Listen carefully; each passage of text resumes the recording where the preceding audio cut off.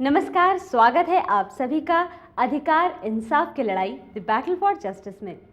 ना प्रोफेसर के लेक्चर सुनने का झंझट, ना ही 75% अटेंडेंस बनाने की मजबूरी, फिर भी पढ़ाई और कमाई दोनों है जारी।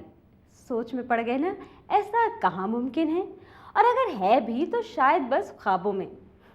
इस तरह हैरान होने की ज़रूरत नहीं है, ये ख्वाब नहीं बल्कि हकीकत है। ऐसा संभव है तब जब आप अपनी पढ़ाई डिस्टेंस लर्निंग प्रोग्राम से करें।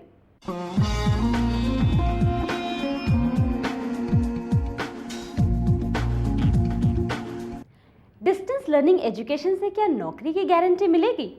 वैसी फैकल्टीज मिलेंगी जो रेगुलर कोर्सेज में मिला करती हैं। प्रैक्टिकल करने के लिए क्या लैब मिलेगी? जैसे ही इन सारी बातों का ख्याल आपके दिमाग में आया, आपने डिस्टेंस एजुकेशन का आइडिया ड्रॉप कर दिया। पर क्या आपका फैसला समझदारी भरा था? क्या सही है और क्या गलत, ये सब हम आपको बताएंगे आज के इस एपिसोड में, जो कि आधारित है डिस्टेंस एजुकेशन पर। 9 एकम 9 और ये 9 दूनी 18, 9 दूनी 18 और ये 9 तिया 27। उरी बाबा की होलो, आज फिर बच्चे को ज्यादा होमवर्क मिल गया। अब क्या बताऊं मुखर्जी, तुझे तो सब मालूम है। पिछली बार वर्ल्ड कप के चक्कर में होमवर्क कर नहीं पाया और फेल हो गया।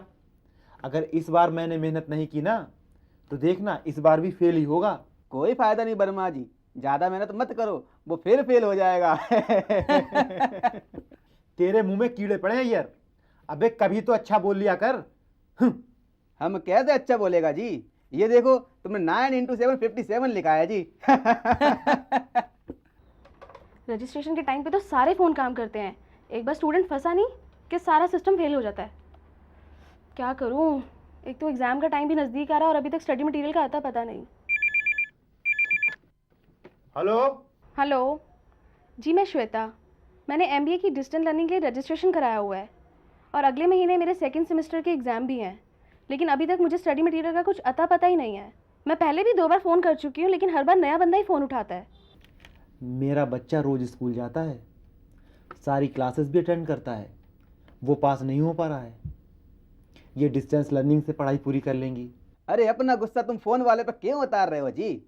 वैसे मुझे लगता है वर्मा जी, आपका बच्चा डिस्टेंस लर्निंग से सीख जाएगा, बशर्ते डिस्टेंस स्कूल से नहीं आपसे बना के रखे।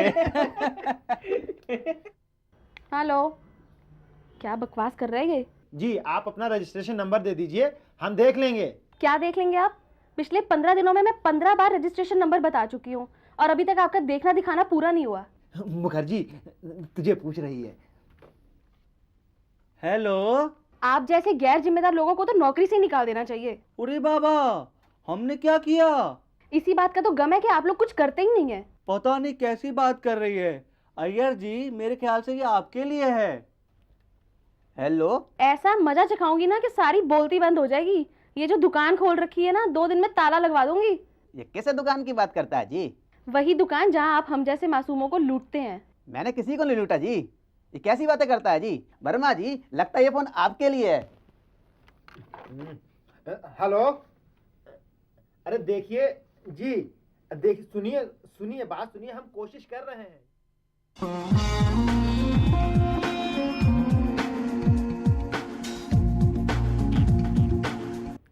किसी भी संस्थान से जुड़ने से पहले उसकी पूरी तरह छानबीन करनी चाहिए।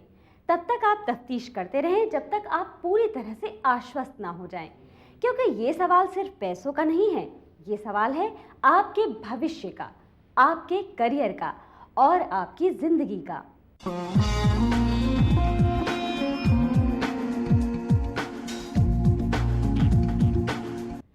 डिस्टेंस एजुकेशन में जो समस्या आमतौर पर आती है वो है कोर्स मटेरियल का स्टूडेंट तक टाइम पर ना पहुंचना, जिसकी वजह से कई बार छात्र एग्जाम तक नहीं दे पाते।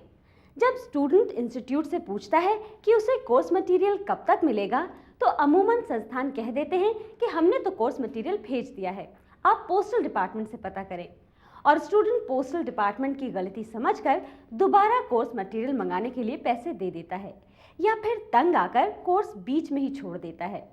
अगर स्टूडेंट का कोर्स मटेरियल टाइमली नहीं मिलता तो इसके लिए संस्थान जिम्मेदार है, ना कि पोस्टल डिपार्टमेंट।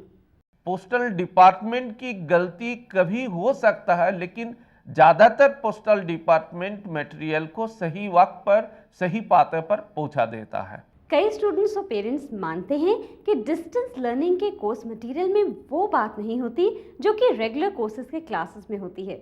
इसके साथ ही उन्हें फैकल्टीज भी अच्छी नहीं मिलती।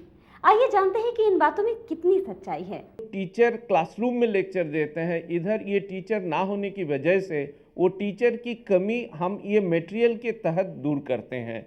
इसकी जो प्रेजेंटेशन है, इसकी जो इनटेक्ट क्वेश्चंस है, इसकी जो समरी है, वो इस तरीके से बनाया जाता है जो स्टूडेंट्स को सारी चीज़ अपने आप समझ में आए। अब सवाल ये उठता है कि जब आप पत्राचार से पढ़ाई कर रहे हैं और आपका कोर्स मटेरियल ही सेल्फ इंस्ट्रक्टर मटेरियल का काम करता है, तो फिर स्टडी सेंटर की क्या ज़रूरत है।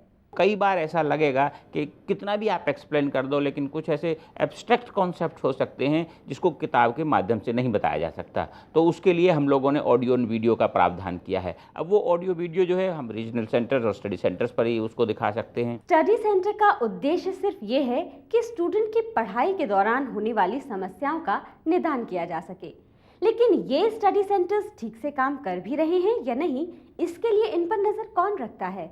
जहाँ तक सेंटर्स का सवाल है, उनके ऊपर 3 तरह से इंटरेक्शन होता है। पहला, जो भी कोई सेंटर मैन करते हैं उनकी ट्रेनिंग होती है Amity school of distance learning के अंदर। एक बार वो ट्रेंड हो जाते हैं फिर जाके वो अपना सेंटर मैन करते हैं।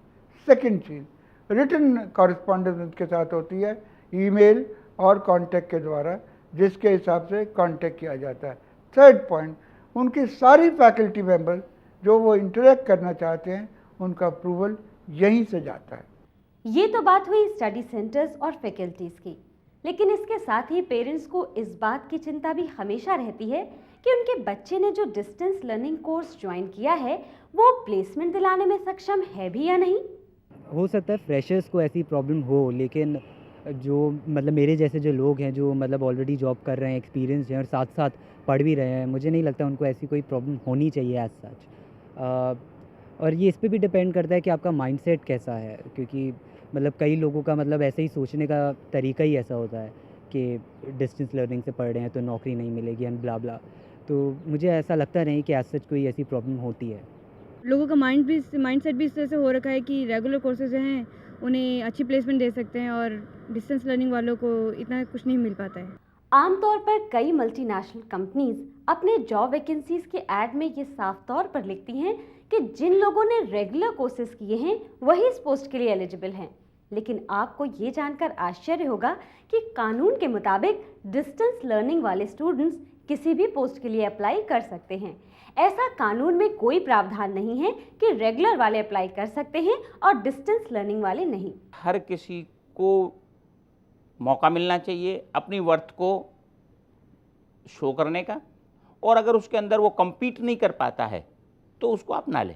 डिस्टेंस लर्निंग कोर्स अब आधुनिक रूप ले चुका है। ये किसी भी मामले में रेगुलर कोर्स से कम नहीं है। स्टूडेंट्स को सही गाइडेंस मिल सके, इसके लिए अब कई इंस्टीट्यूट्स अपने स्टडी सेंटर में विजिटिंग प्रोफेसर को नियुक्त करते हैं।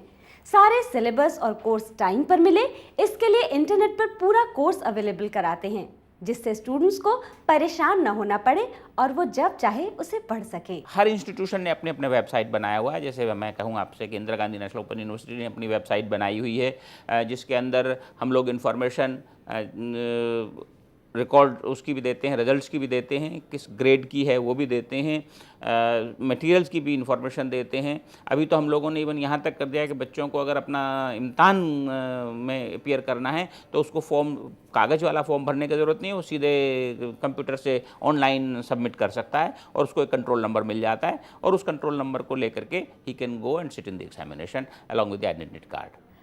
कई लोग मानते हैं कि इतनी सारी सुविधाएं होने के बावजूद भी डिस्टेंस लर्निंग कोर्स का एवरेज पासिंग परसेंटेज कम होता है। इतने लड़के पास क्यों नहीं होते हैं?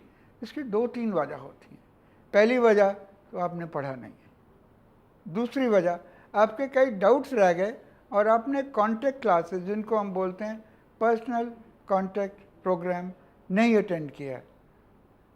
तीसरा, कई बार आप कई वजह से एग्ज़ाम में नहीं बैठ सकते हैं, आपकी पोस्टिंग हो गई है, आप अपने ऑफिस में बिजी हैं और इस वजह से आप एग्ज़ाम में कुछ पेपर्स में नहीं बैठ सकते। इस वजह से आमतौर पर रिज़ल्ट थोड़ा कमज़ोर होता है। कहते हैं दूर का ढोल सुहावना होता है, ये ढोल सुहावना हो भी सकता है अगर आप इन बातों का ख्याल रखें। कोई भी कॉलेज या संस्थान पत्राचार कराने की सुविधा दे रहा है या नहीं, ये जरूर पता करें। हर संस्थान को एनरोलमेंट के 1 महीने के भीतर कोर्स मटेरियल भेजना होता है। स्टूडेंट्स के असाइनमेंट का फीडबैक इंस्टीट्यूट के द्वारा 1 महीने के अंदर भेज देना चाहिए।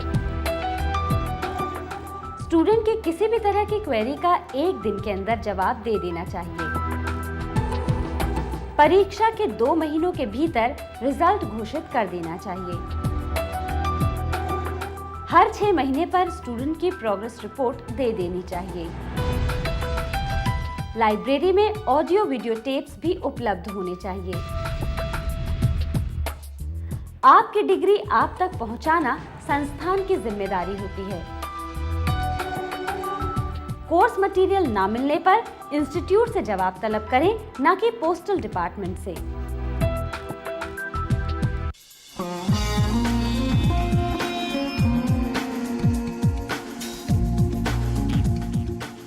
हमें पूरा यकीन है कि आज के हमारे इस एपिसोड से आपको डिस्टेंस एजुकेशन के अनजान और छिपे पहलुओं को जानने में मदद मिली होगी। अगर आप किसी खास विषय पर जानकारी चाहते हैं तो हमें लिख भेजें। हमारा पता है अधिकार, BKP media vision, film city, Noida 201301, Uttar Pradesh.